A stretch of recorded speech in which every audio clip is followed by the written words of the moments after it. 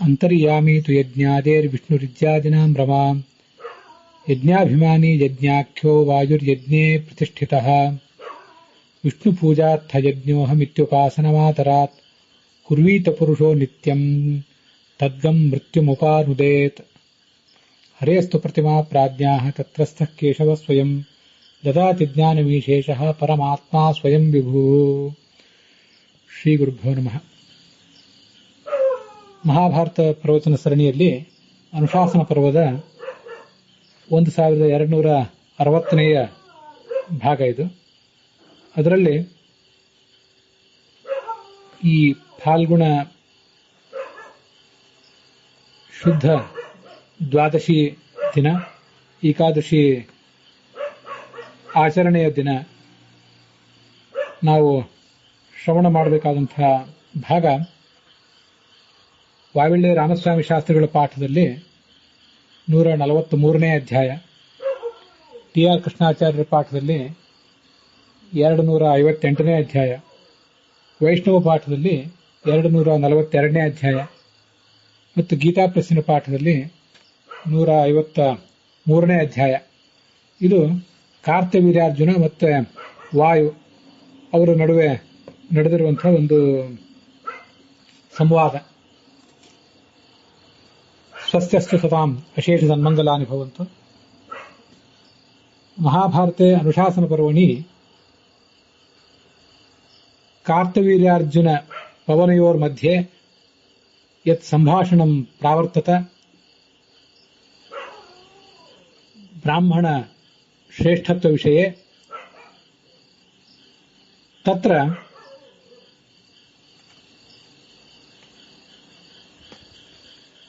ಭಗವತಃ ದತ್ತಾತ್ರೇಯಸ್ಯ ಉಪಾಸನೇನ ಲಬ್ಧೇನ ಬಲೇನ ವೀರ್ಯೇಣ ಚ ದೃಪ್ತೇಂ ಕಾರ್ತವೀರ್ಯಾರ್ಜುನಂ ಪ್ರತಿ ಪವನಃ ಯಾನಿ ವಾಕ್ಯಾನಿ ಜಗಾದ.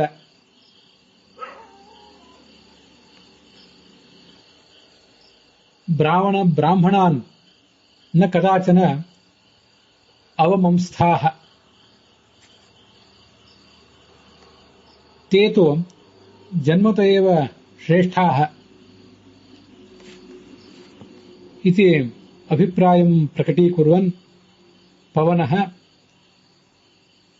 ಅಸ್ಮಿನ್ ಅಧ್ಯಾಯೇ ಶೃಣು ಮೂಢ ಗುಣಾನ್ ಕಾಂಶ್ಚಿತ್ ಬ್ರಾಹ್ಮಣಾನಾಂ ಮಹಾತ್ಮನಾಂ ಬ್ರಾಹ್ಮಣಾನಾಂ ಕಾಂಶ್ಚಿತ್ ಸದ್ಗುಣಾನ್ ವದತಃ ಮಮ ಸಕಾಶಾತ್ ತ್ವಂ ಶೃಣು.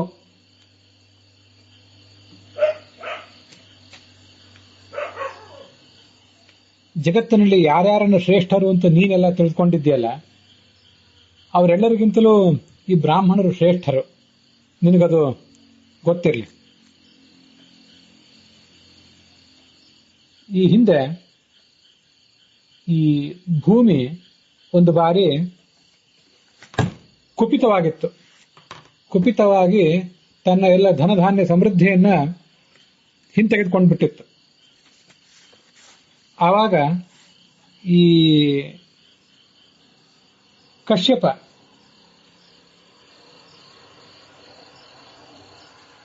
ಆ ಭೂಮಿಯನ್ನು ಮತ್ತೆ ತನ್ನ ಸ್ಥಾನದಲ್ಲಿ ನಿಲ್ಲಿಸಿದ. ಇದರ ಕಥೆ ಮುಂದೆ ಬರೋದಿದೆ, ಈಗ ವಿವರವಾಗಿ ಹೇಳೋದಿಲ್ಲ. ಮರ್ತ್ಯಲೋಕ, ಸ್ವರ್ಗಲೋಕ ಇತ್ಯಾದಿ ಯಾವುದೇ ಲೋಕದಲ್ಲಾದರೂ ಬ್ರಾಹ್ಮಣರು ಇದ್ದರೆ ಅವರೆಲ್ಲ ಅಜೇಯರೇ.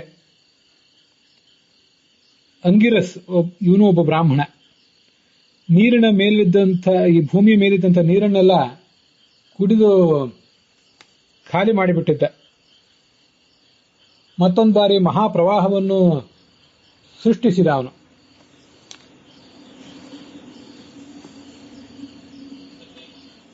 ನನ್ನ ವಾಯುವಿನ ಬಗ್ಗೆ ಕೂಡ ಈ ಅಂಗಿರಸ್ ಒಂದು ಬಾರಿ ಕುಪಿತನಾಗಿದ್ದ. ನಾನಾಗ ಈ ಅಗ್ನಿಹೋತ್ರದ ಅಗ್ನಿಯಲ್ಲಿ ವಾಸ ಮಾಡಿಕೊಂಡು ಬಿಟ್ಟಿದ್ದೆ.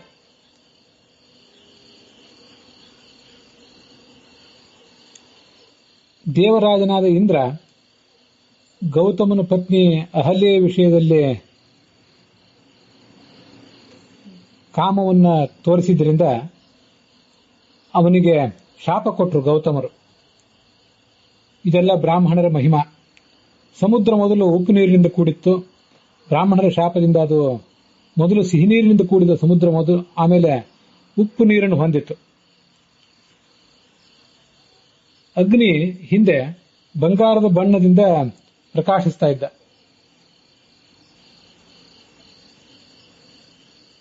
ಅವನಿಗೆ ಹೊಗೆ ಇಲ್ಲದೆ ತೊಳಗ್ತಾ ಇದ್ದಂತಹ ಅಗ್ನಿ ಬ್ರಾಹ್ಮಣರ ಶಾಪದಿಂದ ತನ್ನೆಲ್ಲ ಗುಣಗಳನ್ನು ಕಳ್ಕೊಂಡ.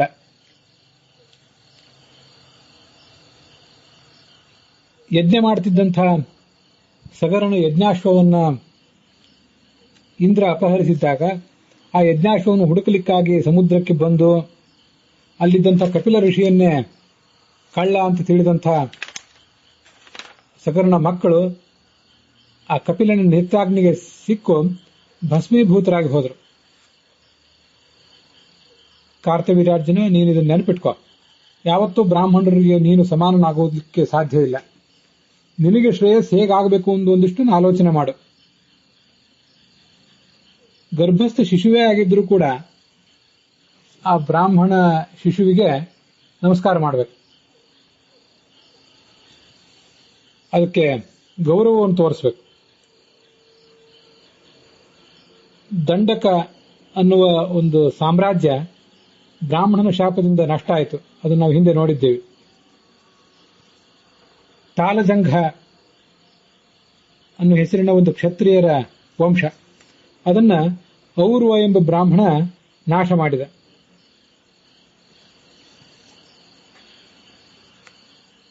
ಔರ್ವ ಈ ಭೃಗುವಂಶಕ್ಕೆ ಸೇರಿದವನು. ಭೃಗುವಂಶದವರಿಗೆ ಈ ತಾಲಜಂಘ ಕ್ಷತ್ರಿಯರು ಹಿಂದೆ ಸಾಕಷ್ಟು ಸಂಪತ್ತನ್ನು ದಾನ ಮಾಡಿದ್ರು. ಮತ್ಯಾವುದೋ ಒಂದು ಪ್ರಸಂಗದಲ್ಲಿ ಆ ಸಂಪತ್ತನ್ನು ಅವರು ಮರಳಿ ಕೇಳಿದ್ರು. ಅದರಲ್ಲಿ ಕೆಲವರು ಸಂಪತ್ತನ್ನು ಕೊಟ್ಟರು, ಕೆಲವರು ಸಂಪತ್ತನ್ನು ಕೊಡಲಿಲ್ಲ. ಸಂಪತ್ತನ್ನು ಅವರು ಕೇಳಿದ್ದು ಕೂಡ ದೇಶದ ಹಿತದೃಷ್ಟಿಯಿಂದಲೇ ಕೇಳಿದ್ರು. ಕೊಡದೇ ಇದ್ದಾಗ ಎಲ್ಲ ಬ್ರಾಹ್ಮಣರನ್ನು ಅವರು ಕೊಲ್ಲಿಕ್ಕೆ ಬಂದರು. ಒಬ್ಬಳು ಆ ಭೃಗುವಂಶದ ಸ್ತ್ರೀ ತನ್ನ ಹೊಟ್ಟೆಯಲ್ಲಿದ್ದಂತಹ ಗರ್ಭವನ್ನ ಈ ಕ್ಷತ್ರಿಯರು ನಾಶಪಡಿಸ್ತಾರೆ ಅಂತ ಭಯಪಟ್ಟು ಹೊಟ್ಟೆಯಲ್ಲಿದ್ದ ಗರ್ಭವನ್ನ ತೊಡೆಯಲ್ಲೇ ಇಟ್ಕೊಂಡ್ಲು. ಆಗ ಆ ಕ್ಷತ್ರಿಯರು ಅಲ್ಲಿ ಬಂದು ಈ ಭೃಗುವಂಶದ ಬ್ರಾಹ್ಮಣರನ್ನೆಲ್ಲ ನಾಶ ಮಾಡಿ ತೊಡಗಿದಾಗ ಆ ತೊಡೆಯನ್ನ ಸೀಳು ಹೊರಗೆ ಬಂದಂತಹ ಆ ಶಿಶು ತನ್ನ ತೇಜಸ್ಸಿನಿಂದ ಅವರ ಕಣ್ಣನ್ನೆಲ್ಲ ಕುರುಡು ಮಾಡಿಬಿಟ್ಟಿತ್ತು, ನಾಶ ಮಾಡಿದ ಅವ್ರನ್ನೆಲ್ಲ ಅಂತ. ಹೀಗೆ ಕೆಲವು ಹರಿವಂಶಾದಿಗಳಲ್ಲಿ ಕಥಾ ಬಂದಿದೆ, ಅದನ್ನ ಇಲ್ಲಿ ಸೂಚನೆ ಮಾಡಿದ್ದಾರೆ. ನಿನಗೂ ಇಂಥ ರಾಜ್ಯ, ಬಲ, ಜ್ಞಾನ ಇದೆಲ್ಲ ಬಂದಿದೆಯಲ್ಲ, ಇದೆಲ್ಲ ಬ್ರಾಹ್ಮಣನಾದ ದತ್ತಾತ್ರೇಯರಿಂದ ಬಂದದ್ದಲ್ಲೇನೋ? ಅಗ್ನಿಯು ಬ್ರಾಹ್ಮಣ ಅಲ್ವೇನೋ? ಅವನನ್ನು ನೀನು ನಿತ್ಯ ಆರಾಧನೆ ಮಾಡ್ತಾ ಇದೆಯಲ್ಲ, ಎಲ್ಲಾ ಜಗತ್ತಿಗೂ ಹವಿಸ್ಸನ್ನು ತಲುಪಿಸುವವನು ಈ ಅಗ್ನಿ ಅಲ್ವೇನೋ? ಇಲ್ಲಿ ಅಗ್ನಿ ಮೊದಲಾದವರನ್ನು ಬ್ರಾಹ್ಮಣ ಅಂತ ಹೇಳುವುದರ ಉದ್ದೇಶ ಬ್ರಾಹ್ಮಣ ವರ್ಣದ ಅಭಿಮಾನಿ ಅವನು ಅಂತ.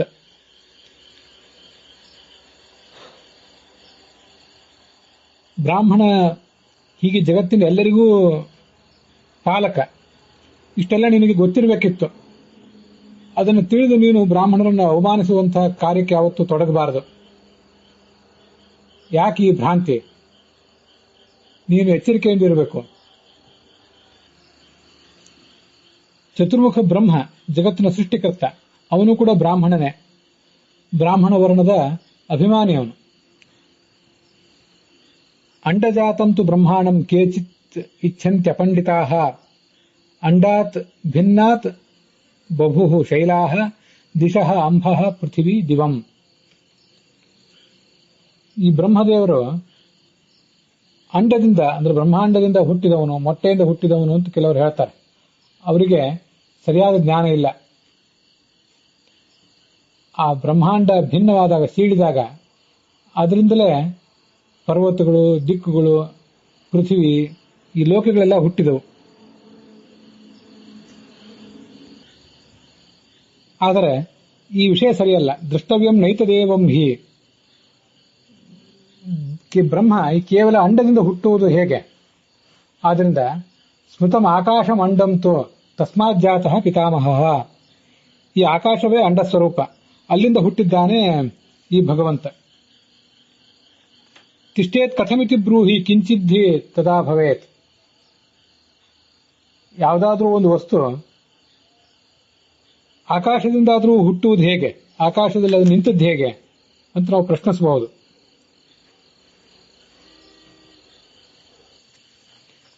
ಈ ಒಂದು ಶ್ಲೋಕದ ಅರ್ಥ ಸ್ವಲ್ಪ ಗೊಂದಲಮಯವಾಗಿದೆ, ಅದಕ್ಕೆ ಸರಿಯಾಗಿ ಯಾರೂ ಕೂಡ ಅರ್ಥ ಹೇಳಿದಂತೆ ಕಾಣಿಸುವುದಿಲ್ಲ ನನಗೆ. ಬ್ರಹ್ಮ ಆಕಾಶದಲ್ಲಿ ಹುಟ್ಟುವುದಾದ್ರೆ ಅವನಲ್ಲಿ ನಿಂತ ಹೇಗೆ? ಆ ಸಮಯದಲ್ಲಿ ಆಕಾಶದಲ್ಲಿ ನಿಲ್ಲಕ್ಕೆ ಏನು ಆಧಾರ ಇರಲಿಲ್ಲ. ಈ ನಿನ್ನ ಪ್ರಶ್ನೆಗೆ ಇದೇ ಉತ್ತರ. ಅವನಲ್ಲಿ ಅಹಂಕಾರ ರೂಪನಾಗಿದ್ದ, ಅಹಂಕಾರ ಸ್ವರೂಪನಾಗಿದ್ದ ಬ್ರಹ್ಮ ಎಲ್ಲಾ ತೇಜಸ್ಸನ್ನು ಕೂಡ ಆವರಿಸಿಕೊಂಡಿದ್ದ. ನಾಸ್ತಮಂಡಂ ಅಂಡಮಸ್ತಿ ತು ಬ್ರಹ್ಮ ಸರಾಜ ಲೋಕಭಾವನಃ. ಅಂಡ ಅನ್ನೋ ವಸ್ತು ಯಾವುದೂ ಇದ್ದಿದ್ದಿಲ್ಲ, ಬ್ರಹ್ಮನೇ ಲೋಕವನ್ನು ಸೃಷ್ಟಿಸಿದ. ಹೀಗೆ ಒಂದು ಅನುವಾದ ಅದಕ್ಕೆ ಮಾಡಿದ್ದಾರೆ. ತಿಷ್ಠೇತ್ ಕಥಮಿತಿ ಬ್ರೂಹಿ ಎನ್ನುವ ಶ್ಲೋಕಕ್ಕೆ ಮತ್ತು ಒಂದು ಕಡೆ ಹೀಗೆ ಅರ್ಥ ಇದೆ. ಯಾವುದಾದರೂ ವಸ್ತು ಆಗ ಹೇಗೆ ಇರಬಹುದು ಅಂತ ಹೇಳಲಿಕ್ಕೆ ಯಾರಿಗೂ ಸಾಧ್ಯ ಇಲ್ಲ. ಅಹಂಕಾರ ತತ್ವವನ್ನು ಸೃಷ್ಟಿಸಿದ ಬ್ರಹ್ಮನೇ ಚತುರ್ಮುಖ ಬ್ರಹ್ಮನೇ ಎಲ್ಲ ತೇಜಸ್ಸುಗಳಿಂದ ಪೂರ್ಣನಾದವನು. ಬ್ರಹ್ಮಾಂಡ ಅನ್ನೋದು ಇರಲಿಲ್ಲ.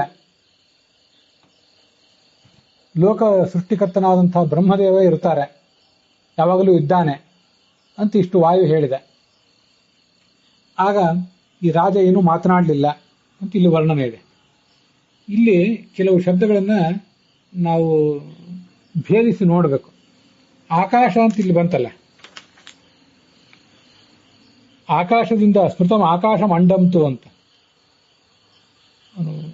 ಆಕಾಶದಿಂದ ಈ ಭಗವಂತ ಹುಟ್ಟಿದ. ಮಹಾಕಾಶವೇ ಅಂಡ ಸ್ವರೂಪವಾಗಿದೆ ಅಂತ ಇಲ್ಲೆಲ್ಲ ಬಂದಿದೆ. ಆ ಮಹಾಕಾಶವು ಅಂಡ ಸ್ವರೂಪವಾಗಿರುವುದು ಅಂದ್ರೆ ಏನು? ಭಗವಂತನಿಗೆ ಅಂಡ ಅಂತನೂ ಹೆಸರಿದೆ, ಆಕಾಶ ಅಂತನೂ ಹೆಸರಿದೆ. ಕೋ ಹ್ಯೇವಾನ್ಯಾತ್ ಕಃ ಪ್ರಾಣ್ಯಾತ್ ಯದೇಶ ಆಕಾಶ ಆನಂದೋ ನ ಸ್ಯಾತ್. ಭಗವಂತ ಆಕಾಶ ಅಂತ ಕರೆದಿದ್ದಾರೆ ತೈತ್ರಿಯ ಉಪನಿಷತ್ನಲ್ಲಿ.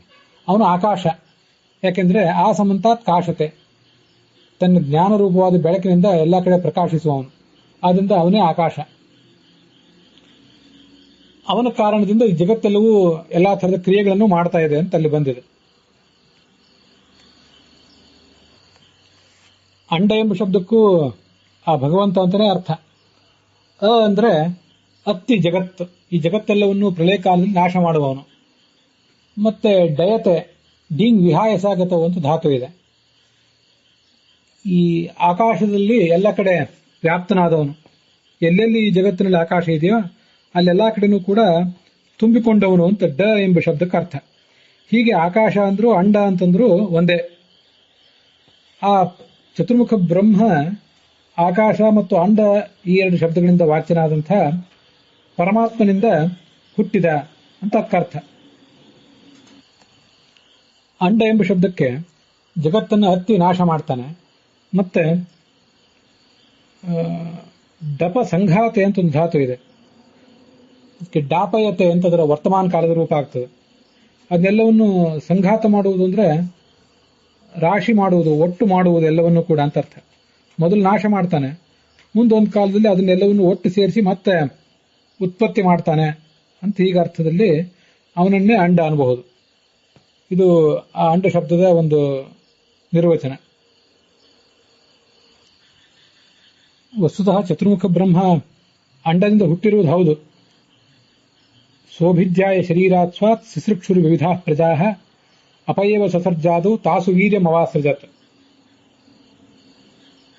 ತದಂಡಮಭವದ್ಧೈಮಂ ಸಹಸ್ರಾಂಶ ಸಮಪ್ರಭಂ ತಸ್ಮಿನ್ ಜಜ್ಞೆ ಸ್ವಯಂ ಬ್ರಹ್ಮ ಸರ್ವಲೋಕ ಪಿತಾಮಹ ಅಂತ ವ್ಯಾಸಸ್ಮೃತಿಯ ಮಾತಿದೆ. ಬ್ರಹ್ಮಸೂತ್ರ ಭಾಷ್ಯದ 1ನೇ ಅಧ್ಯಾಯದ 1ನೇ ಪಾದ, ಅಲ್ಲಿ 20ನೇ ಸೂತ್ರ 7ನೇ ಅಧಿಕರಣದಲ್ಲಿ ನಾನಾ ರೀತಿಯಾದ ಪ್ರಜೆಗಳನ್ನು ಸೃಷ್ಟಿಸಬೇಕು ಅಂತ ಬಯಸಿದ ಈ ಪರಮಾತ್ಮ. ಅದಕ್ಕಾಗಿ ನೀರನ್ನು ಸೃಷ್ಟಿ ಮಾಡಿ ಆ ನೀರಿನಲ್ಲಿ ತನ್ನ ವೀರ್ಯ ಅಂದ್ರೆ ಶಕ್ತಿಯನ್ನ ಹಾಕಿದ. ಆಗ ಸೂರ್ಯನಂತೆ ತೊಳಗುವ ಒಂದು ಬ್ರಹ್ಮಾಂಡ ಅಲ್ಲಿ ಹುಟ್ಟಿತು. ಅದರಲ್ಲೇ ಈ ಜಗತ್ತಿನ ಉತ್ಪತ್ತಿಯ ಕಾರಣನಾದ ಪಿತಾಮಹನಾದ ಬ್ರಹ್ಮ ಹುಟ್ಟಿದ. ಬ್ರಹ್ಮಾಂಡದಿಂದ ಹುಟ್ಟಿರುವುದು ಹೌದು, ಆದರೂ ಆತ ಹುಟ್ಟಿರುವುದು ಮೂಲತಃ ಭಗವಂತನ ಶಕ್ತಿಯಿಂದಲೇ. ಅಂಡ ಅಥವಾ ಆಕಾಶ ಇತ್ಯಾದಿ ಶಬ್ದವಾಚ್ಯನಾದ ಭಗವಂತನಿಂದ ಅಂತ ಆ ಮಾತಿನ ತಾತ್ಪರ್ಯ. ವೈಷ್ಣವ ಪಾಠದಲ್ಲಿ ಈ ಅಧ್ಯಾಯದ 8ನೇ ಶ್ಲೋಕದಲ್ಲಿ ಸುವರ್ಣವರ್ಣ ನಿರ್ಧೂಮ ಸಂಹತೋರ್ಧ್ವ ಶಿಖ ಕಪಿಹಿ ಅಂತ ಒಂದು ಶಬ್ದ ತಗೊಂಡಿದ್ದಾರೆ. ಅದು ಕಪಿಹಿ ಅನ್ನುವ ಶಬ್ದ ಏನಿದೆಯಲ್ಲ, ಉಳಿದೆಲ್ಲಾ ಪಾಠಗಳಲ್ಲೂ ಕೂಡ ಕವಿಹಿ ಅಂತ ಇದೆ. ಅಗ್ನಿಯನ್ನ ವರ್ಣನೆ ಮಾಡುವಂತಹ ಒಂದು ವಿಶೇಷಣ ಅದು. ಕವಿ ಅಂದರೆ ಜ್ಞಾನಿ ಅಂತ ಅದರ ಅರ್ಥ. ಜ್ಞಾನಿಯಾದಂಥ ಅಗ್ನಿ ಅಂತ. ಅನೇಕ ಬಾರಿ ನಾವು ಸಮಸ್ಯೆಗಳೇನಾಗ್ತವೆ, ಲೇಖಕರು ಪುಸ್ತಕಗಳನ್ನು ಕಾಪಿ ಮಾಡೋರು ಇರ್ತಾರಲ್ಲ, ಅವರು ಇಂಥ ಸಮಸ್ಯೆಗಳನ್ನು ಮಾಡ್ತಾರೆ. ಮೂಲತಃ ಕವಿ ಇದ್ದದನ್ನ ಕಪಿ ಅಂತ ಅವರು ಬರೆದಿರೋ ಸಾಧ್ಯತೆ ಇದೆ. ಅದನ್ನ ಆ ಕಪಿ ಎಂಬ ಶಬ್ದವನ್ನೇ ಗ್ರಹಣ ಮಾಡಿ ಈ ಲಕ್ಷಾಲಂಕಾರಕಾರರು ಅದಕ್ಕೆ ಅರ್ಥ ಬರೆದಿದ್ದಾರೆ. ಕಪಿ ಅಂದ್ರೆ ಕ ಅಂದ್ರೆ ಸಮುದ್ರದ ನೀರು, ಅದನ್ನ ಪಿ ಅಂದ್ರೆ ಪಾಲನ ಮಾಡುವಂಥ ಅಗ್ನಿ, ಅದನ್ನ ಪಾನ ಮಾಡುವಂಥ ಒಡವಾಗ್ನಿ ಅಂತ ಹೀಗೊಂದು ಅರ್ಥವನ್ನ ಅವರು ಬರೆದಿದ್ದಾರೆ. ಇಲ್ಲಿ ಒಡವಾಗ್ನಿ ಅಂತೇನು ಅರ್ಥ ಇಲ್ಲಿ ಅಪೇಕ್ಷಿತ ಅಲ್ಲ, ಆ ಅರ್ಥವನ್ನು ಹೇಳಲಿಕ್ಕೆ ಹೊರಟಂತ ಪ್ರಸಂಗ ಅಲ್ಲ ಅದು. ಒಟ್ಟಾರೆ ಅಗ್ನಿಯನ್ನು ಮಾತ್ರ ಹೇಳಲಿಕ್ಕೆ ಹೊರಟಂತ ಪ್ರಸಂಗ. ಆದ್ರಿಂದ ಉಳಿದೆಲ್ಲಾ ಪಾಠಗಳಲ್ಲೂ ಕೂಡ ಕೇವಲ ಕವಿಹಿ ಅಂತಾನೆ ಶಬ್ದ ಇರೋದ್ರಿಂದ ಕವಿ ಅಂದ್ರೆ ಜ್ಞಾನಿ ಅಂತ ಅರ್ಥ. ಆ ಅರ್ಥವನ್ನು ಬಿಟ್ಟು ಕಪಿಹಿ ಅನ್ನೋ ಶಬ್ದವನ್ನು ಇಟ್ಕೊಂಡು ಅದಕ್ಕೆ ಸಮುದ್ರದ ನೀರನ್ನು ಪಾನ ಮಾಡುವ ಅಂತ ಅರ್ಥ ಹೇಳೋದು ಅದೇನು ಉಚಿತ ಅಲ್ಲ. ಲಕ್ಷಾಲಂಕಾರ ಈ ಹಿಂದೆ ಕೂಡ ಇಂತಹ ಅನೇಕ ವ್ಯಾಖ್ಯಾನಗಳನ್ನು ಮಾಡಿದೆ. ಆದ್ರಿಂದ ಅಂಥ ಕೆಲವು ದೃಷ್ಟಿಗಳಲ್ಲಿ ತನ್ನ ವಿಶ್ವಾಸಾರ್ಹತೆಯನ್ನು ಅದು ಕಳೆದುಕೊಂಡಿದೆ.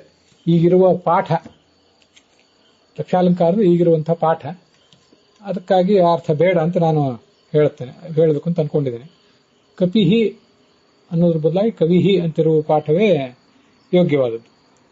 ಇದಿಷ್ಟರ ವಿವರಣದೊಂದಿಗೆ ಇವತ್ತಿನ ಈ ಭಾಗ ಇಲ್ಲಿಗೆ ಸಮಾಪ್ತಿಯನ್ನು ಕಾಣ್ತಾ ಇದೆ.